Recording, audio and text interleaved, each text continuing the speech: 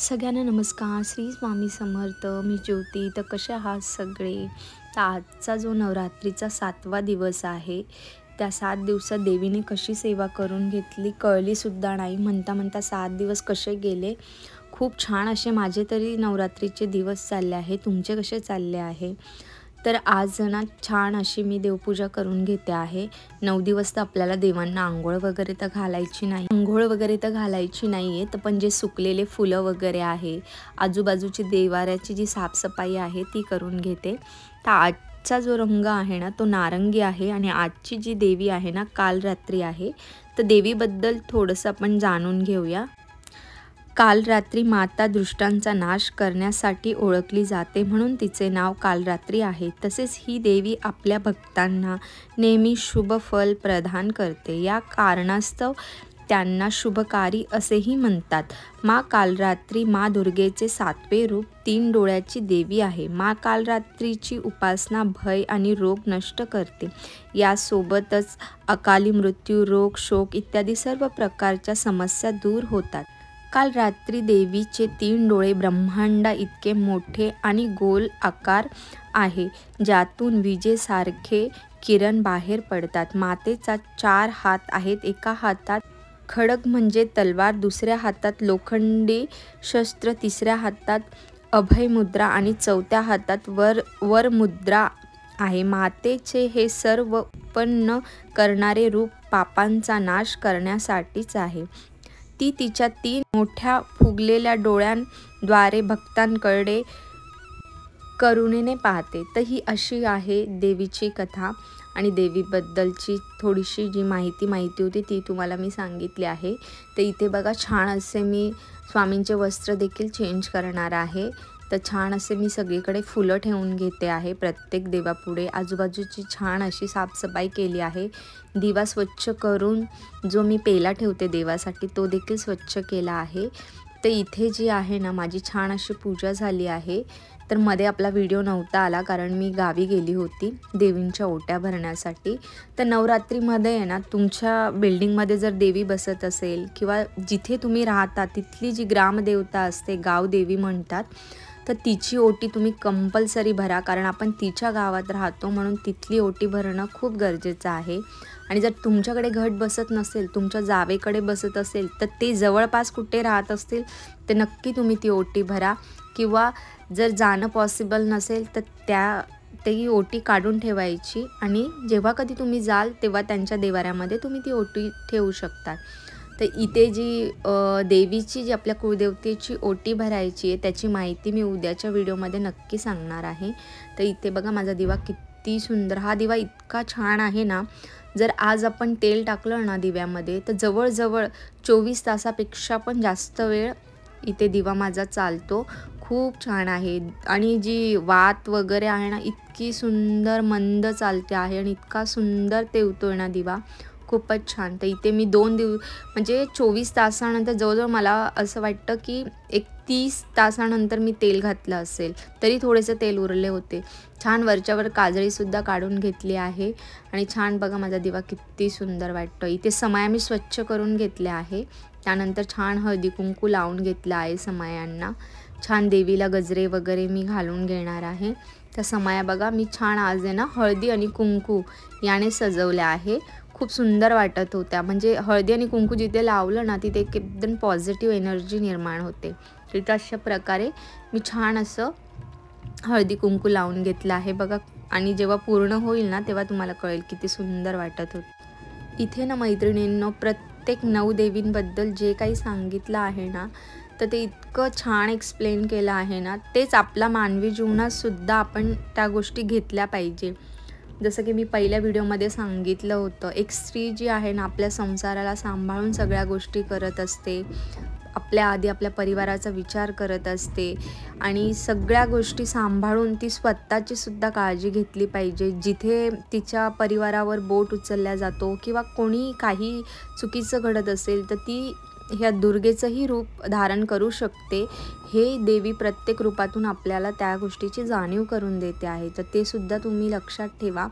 असं नाही की आपण हेही आहे. काही स्त्रिया अशा पण असतात की घरात म्हणजे त्यांचीही चूक असते आणि त्या मुद्दामच करत असतील तर त्याला काही इलाज नाही आहे. तुम्ही जर तुमचा संसार प्रॉपर सांभाळत असाल, आपला वेळ संसाराला देत असाल, आपल्या नवऱ्याला देत असाल, तुम्ही पूर्णपणे तुमच्याकडून 100% देत असाल ना, तर तेव्हा ह्या गोष्टी त्या बायकांना लागू त्या, ना की जर तुम्ही स्वतःच घरात काही करत नसाल आणि उगाचच मग तुम्ही नवऱ्याला दोष देणार किंवा हे, तर तेही चुकीचं आहे. स्त्री रूप आहे, पण काही स्त्रियांचं खरंच स्वतःची चुकी असते, पण ती एक्सेप्ट करत नाही. तर आपलं जे कर्तव्य आहे ना, आपल्याला का अन्नपूर्णा म्हटलं आहे, तर आपल्या फॅमिलीमध्ये सगळ्यात पहिले जो काही फॅमिली मेंबर असतील त्यांच्या पोटाला पहिले अन्न भेटणं हे खूप गरजेचं आहे. म्हणून प्रथम आपणही 100% असू, तेव्हाच आपण समोरच्याला बोलू शकतो. तर चला बघूया पुढे. तर बघा किती सुंदर असं मी छान हळदी कुंकू लावून घेतला. इतक्या सुंदर वाटत होत्या ना हळदी कुंकू लावून घेतल्यामुळे समया. आणि इथे सुंदर असा मोगऱ्याचा मी देवीला गजरा करून घेतला आहे. त्यानंतर अजून अष्टकाच्या फुलांचा देखील करून घेतला आहे. आज समया मी स्वच्छ घासून घेतल्या, कारण खूपच तेलकट आणि खराब झाल्या होत्या. छान वाती लावून घेतल्या आहे. मी 4 वाती लावते आणि दिवा 5वा म्हणून 5. जर कधी तुम्ही फक्त समई लावत असाल ना, तर एका समईमध्ये तुम्ही आहे ना 3 वाती लावा आणि दुसऱ्या समईमध्ये 2, 5 वाती लावा. किंवा मग एका समईमध्ये ना 2. आता इथे सिंगल वात मी लावली आहे. तर इथे बघा किती छान असे फुलं मी ठेवून घेतले आहे. हे अष्टकाची फुलं ना खूप सुंदर होती. अष्टकाची थोडी मोकळी असतात, ही एकदम छान होती. आणि ही जी रांगोळी आहे ना, ती पांढऱ्या मातीने काढून घेतली, खूप सुंदर वाटत होती. आज बहिणीने रांगोळी काढली आहे, खूप छान वाटत होती. आणि जेव्हा पूर्ण पूजा करून झालं ना, खूपच सुंदर. आणि ही उरलीचा तर मी नवरात्रीमध्ये खूपच यूज केला आहे. खूप छान वाटतं त्यात गुलाबाच्या पाकळ्या वगैरे. आणि आज ना मी कमळाचं फूल ठेवलं होतं त्यामध्ये, तर खूपच सुंदर वाटत होतं. तर बघा देवीचे रूप किती सुंदर वाटते. मला स्वतःला असं जाणवते की एक एक दिवस जसं देवीचं चाललं आहे ना, तर देवीचे रूप ना खूप असे खुलून दिसत आहेत. तुम्हाला पण जाणीव होते का त्या गोष्टीची, मला नक्की सांगा. खूप सुंदर वाटत होतं. आणि हा दुसरा गजरा बघा, हा घरीच बनवला आहे. किती छान वाटतंय. देवीला गजरे घातले ना, खूपच सुंदर देवीचे रूप दिसते. आता इथे छान अशी मी उरली सजवून घेतली आहे. मस्त अशी माझी पूजा झाली आहे.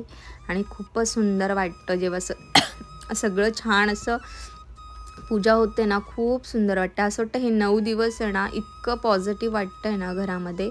आणि एवढी कामं असूनसुद्धा थकवा जाणवत नाही आहे. मेन ते गोष्टीचं खूप नवल वाटतं आहे. म्हणून तर सांगितलं गेलं ना, प्रत्येक स्त्रीमध्ये एक सूक्ष्म प्रकारची देवी असते म्हणजे असते. म्हणून तर तिला इतकी ताकद येते. काही ज्या ताई आहेत त्यांचे 9 दिवस उपवास असतील, पण बघा त्यांनी जर मनापासून सेवा केली असेल ना, त्यांना बिलकुल लो फील होत नसेल. तशी सुंदर अशी माझी इथे पूजा झाली. आणि मी आज उरलेलासुद्धा हळदी कुंकू लावून घेतलं आहे. खूप सुंदर वाटत होतं. आणि मी साधी सिंपल अशी पूजा मांडली आहे, पण इतकं प्रसन्न वाटतं आहे ना. तर मी सांगितलं ना, समोरून म्हणजे जेवढं प्रसन्न वाटतं ना, तर तेवढं व्हिडिओमध्ये खरंच आपण कॅच नाही करू शकत. इथे पहिले मी हे जे कमळ आहे ना, ते देवीला ठेवलं होतं, पण ते व्यवस्थित तिथे बसत नव्हतं, म्हणून मग मी उरलीत मांडलं. आणि खूपच छान वाटत होतं. उरलीसुद्धा ना ते एकदम सुंदर असं वाटत होतं. आणि ते ओपन व्हायला ना थोडासा वेळ लागत होता. तर इथे ना बघा किती सुंदर असे ऑरेंज कलरचे वस्त्र मी स्वामींना घातले आहे. खूप छान वाटत होते.